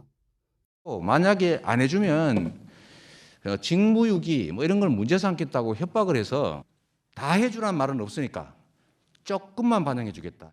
백현동 개발 용도 변경 과정에서도 국토교통부 협박에 있었다는 이 발언도 검찰은 허위사실이라고 판단했습니다. 이 대표가 용도 변경 이유로 든 국토부 등에서 받은 공문 24개는 모두 용도 변경 결정 이후의 것들로 무관하다는 겁니다. 백현동 용도 변경은 성남시가 적이 판단하라는 국토부 회신에 이 대표가 용도 변경 검토를 지시했다는 게 검찰 설명입니다. 검찰은 국토부가 성남시에 용도 변경을 지시하거나 압박한 적 없다며 다른 성남시 공무원들도 협박이나 압력을 받은 적 없다고 선을 그었습니다. 이 대표는 검찰 기소 직후 국민과 법원을 믿고 의연하게 대처하겠다며 검찰의 억지 기소는 사필 규정이라고 비판했습니다. 검찰과 이 대표 입장이 엇갈리면서 사실관계와 혐의 입증 여부를 놓고 법정 공방이 불가피할 것으로 보입니다. YTN 한동우입니다. 네, 저출생 영향으로 학령 인구가 줄어들고 있지만 교육 관련 예산은 정부 세수가 늘어나는 만큼 해마다 큰 폭으로 늘고 있습니다. 네, 그런데 영유아 보육과 교육의 두 축인 유치원과 어린이집은 웬일인지 큰 차별이 존재하고 있습니다. 왜 그런지 강성욱 기자가 취재했습니다. 유치원에서 어린이들이 좋아하는 체조 프로그램이 방송됩니다. 지역교육청이 제공한 노트북으로 구동되는 겁니다. 하지만 이 노트북이 이웃한 어린이집에는 제공되지 않았습니다. 유치원에는 반별로 매달 36만 원의 운영비가 지원되고 별도의 급식비도 나오지만 이 또한 어린이집에는 지원되지 않습니다. 어린이집 운영상 여러 가지 부족하고 어려운 점이 많습니다. 반정원이 안 차게 되면은 손실이 발생을 하기 때문에 저 같은 경우도 7월 달 월급을 지급받지 못한 상황입니다. 내국세의 20.79%는 무조건 지방교육에 교부하도록 돼 있는 지방교육재정교부금 제도에 따라 올해 편성된 예산은 무려 81조 원에 달할 것으로 추산됩니다. 학령 인구는 줄어드는데 지방교육재정교부금은 정부 세수가 늘어나는 만큼 자동으로 증가합니다. 상당수 지역교육청이 유치원과 초중고 학생들에게 태블릿 PC와 노트북, 수십만 원 상당의 현금성 지원을 하는 재원이기도 합니다. 하지만 어린이집은 복지부 소관으로 넘쳐나는 교부금의 혜택을 전혀 받지 못하고 있습니다. 현장에서 보니까 그 어린이집과 유치원 간에 또 그다음에 국공립과 민간 간에 그다음에 지역 간에 격차가 좀 있었습니다. 그래서 좀 10년 전 교부금 지원 대상 학생은 657만 명. 1인당 지원되는 예산은 600만 원 정도.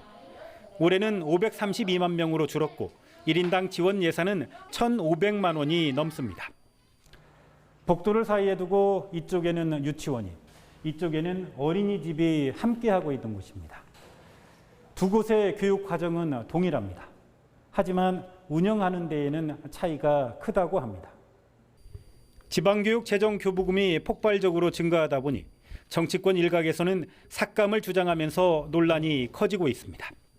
초등학교 입학하기 전에 0세부터 7세까지가 이른바 공교육 보릿고개입니다. 그래서 그때 재정적인 지원을 통해서 부모들로 하여금 아이들을 낳고 기를 수 있는 그런 의욕을 북돋는 게 중요하다고 봅니다. 정부는 유치원과 어린이집으로 나뉜 유아교육과 보육관리체계 일원화를 위해 올해 안에 이른바 범정부 유보통합 추진단을 만들 계획입니다. 늦어지면 늦어질수록 우리 아이들의 차별과 격차는 계속될 것입니다. YTN 강성옥입니다. 러시아군이 철수한 우크라이나 동북부 이지움에서 또 집단 매장지가 발견됐습니다. 우크라이나 북부 부차와 남부 마리우폴에 이어서 벌써 세 번째입니다. 이승훈 기자가 보도합니다. 도심에서 조금 떨어진 한적한 숲에서 급하게 만든 게 분명해 보이는 무덤이 발견됩니다. 이곳을 찾을 수 있던 건 우크라이나군 시신을 묻고 갔다고 러시아군이 자랑하며 남기고 간 동영상 때문입니다. 도시를 회복한 우크라이나군은 수소문 끝에 이곳을 찾았고 17명의 군인을 묻었다는 표시 그리고 급하게 헤치고 간 구덩이를 확인했습니다. Якщо пішити, то там, де наші побратими лежать, то може противник щось положити якусь вибухову речовину, там, гранату, наприклад, може подкинути. 적게 잡아도 400군은 넘을 걸로 보입니다. 물론 이곳에서 가장 주목되는 건 민간인 포함 여부입니다. 러시아의 그동안 소행으로 봤을 때 민간인 희생자가 몇백 명은 될 거라는 게 우크라이나 측의 확신입니다. Що ці хрести якраз і є ті цивільні, які загинули. Вони тут поховані. Експертизу ДНК ми обов'язково зробимо. Я думаю, що ексгумація цих тіл буде. 이런 집단 매장지가 확인된 건 부차와 마리우폴에 이어 벌써 세 번째입니다. Буча, Маріуполь, тепер, на жаль, Ізюм. Росія всюди залишає по собі смерть і повинна за це відповідати. Світ повинен. 이지움에서도 비슷한 민간인 학살이 확인되면 러시아는 그 책임을 묻는 지구촌의 비난을 피하지 못할 걸로 보입니다. YTN 이승훈입니다. 프란치스코 교황이 러시아의 침공에 맞선 우크라이나의 정당 방위는 합법적이고 서방의 무기 지원도 용납될 수 있다고 밝혔습니다. 프란치스코 교황은 카자흐스탄 방문을 마치고 바티칸으로 귀국하는 항공기 안에서 기자들의 질문을 받고 이렇게 답했습니다. 프란치스코 교황은 또 침공에 대응하는 정당 방위는 합법적일 뿐 아니라 국가에 대한 사랑의 표현이라고 옹호하기도 했습니다. 네, 또 유럽연합 집행위원장도 우크라이나에 대한 EU의 전폭적인 지원 의지를 재확인했습니다. 우크라이나의 EU 가입에 대해서도 절차가 순조롭게 진행되고 있다면서 낙관했습니다. 강태욱 기자입니다.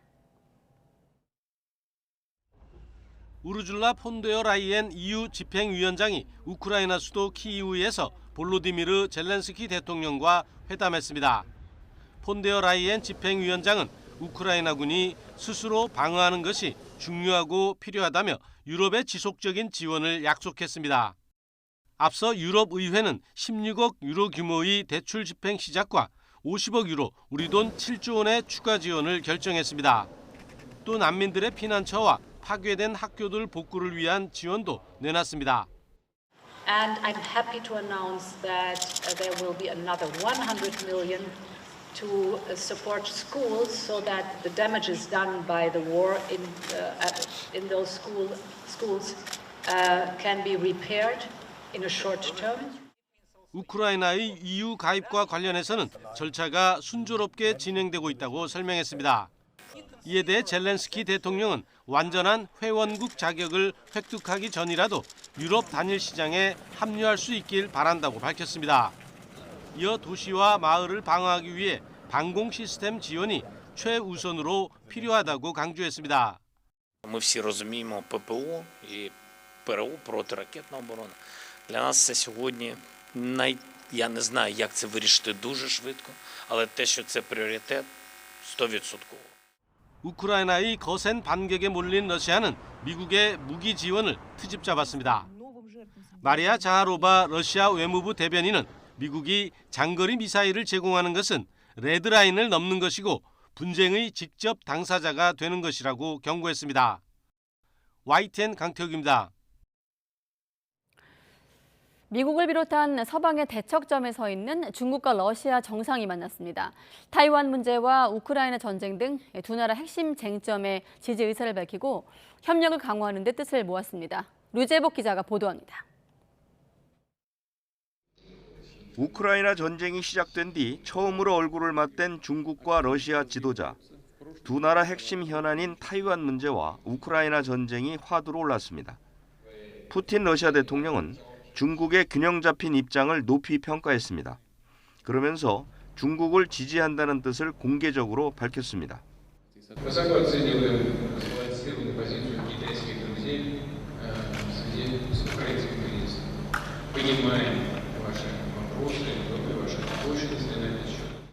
시진핑 중국 주석 역시 러시아의 핵심 이익이 걸린 문제를 강력히 지지한다고 밝혔습니다. 미국을 포함한 서방에 맞서 두 나라가 대국으로서 역할을 함께 수행하자고 제안했습니다. 中方愿同俄方一道努力，体现大国担当，发挥引领作用。 두 나라 정상은 에너지 분야를 포함한 교역 확대도 합의했습니다. 중국은 무역과 농업, 인터넷 분야 협력 강화를, 러시아는 무역과 에너지 공조 확대를 논의했다고 각각 밝혔습니다. YTN 유재복입니다. 네, 미국 우선주의를 앞세우며 중간 선거 유세를 이어가고 있는 바이든 대통령이 이번엔 파업을 예고한 철도 노조를 설득하며 미국 승리의 날을 외쳤습니다. 이런 가운데 백악관은 자국 기술 보호를 명분으로 외국 투자에 대한 심사를 강화하기로 해 우리 기업에 영향을 미칠지 주목되고 있습니다. 워싱턴 권준기 특파원이 취재했습니다. 전면 파업을 예고했던 미국 철도 노조를 마지막 순간 설득한 건 바이든 대통령이었습니다. 직접 협상단에 전화를 걸어 중재안을 만들어낸 겁니다. This agreement is a big win for America and for both in my view. 미국 경제는 물류 대혼란으로 인플레이션이 더 악화될 뻔했던 위기의 순간을 모면했습니다. 미국 철도협회는 철도 파업이 일어날 경우 하루 20억 달러, 우리 돈 2조 8천억 원의 경제적 손실을 예측했습니다. 바이든 대통령은 직접 마이크를 잡은 기자회견에서 철도 노조 조합원들의 더 나은 처우를 약속했습니다. 24% wage increase over the next 5 years, improved working conditions, peace of mind around their health care by capping the cost that workers will have to pay.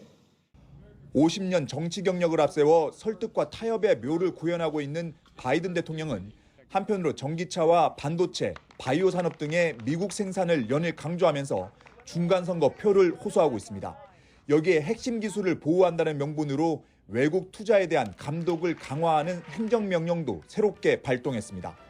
경쟁자나 적국으로부터의 투자가 국가 안보 차원에서 위험이 될 수 있다며 안보 환경 변화에 따라 외국인 투자심의위원회 심사 과정도 바뀌어야 한다는 이유를 들었습니다. 사실상 중국을 겨냥한 기술보호 조치지만 한국을 비롯해 대미 투자에 나서는 외국 기업에도 어떤 식으로든 영향을 미칠 것으로 전망됩니다. 이런 가운데 미국 우선주의를 내세우는 바이든 대통령의 지지율은 2달 만에 9%포인트가 올라 45%까지 치솟았습니다. 워싱턴에서 YTN 권준기입니다.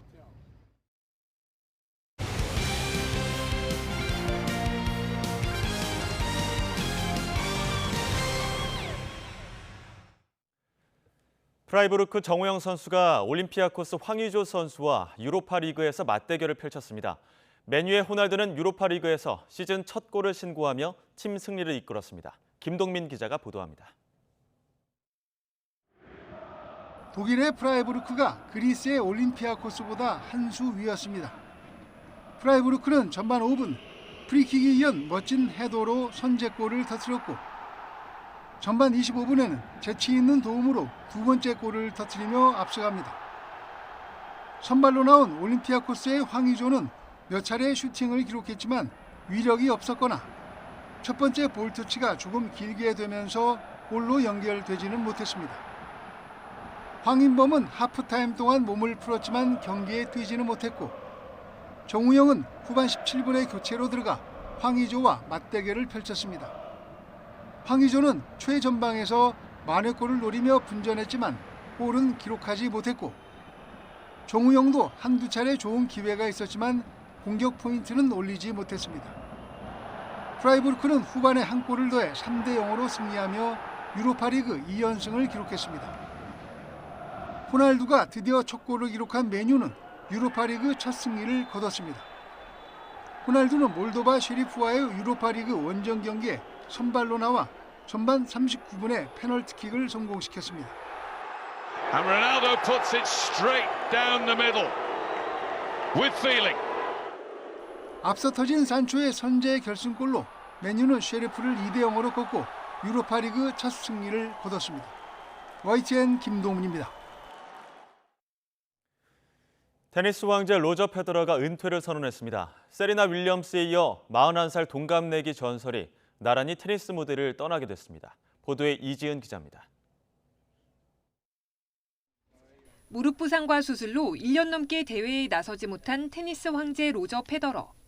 자신의 목소리로 모두에게 작별 인사를 전했습니다. I've worked hard to return to full competitive form, but I also know my body's capacities and limits.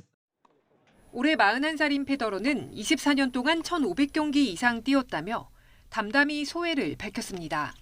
And now I must recognize when it is time to end my competitive career. 스위스에서 태어나 6살에 라켓을 처음 잡은 페더러는 나달 조코비치와 함께 빅3 시대를 이끌어간 기록 제조기였습니다. 빅3 중 가장 먼저 메이저 단식 20회 우승 기록을 썼고 237주 연속으로 세계 정상을 지켰습니다. 예술적인 플레이와 인성과 품격을 갖춰 19년 연속 팬들이 가장 좋아하는 선수로 뽑히기도 했습니다. 전설의 퇴장 소식에 친구이자 라이벌인 나달은 수많은 순간을 함께해 영광이었다고 아쉬움을 전했고 동갑내기 세리나 윌리엄스는 항상 페더러를 존경했다면서 은퇴 클럽에 온 걸 환영한다고 했습니다.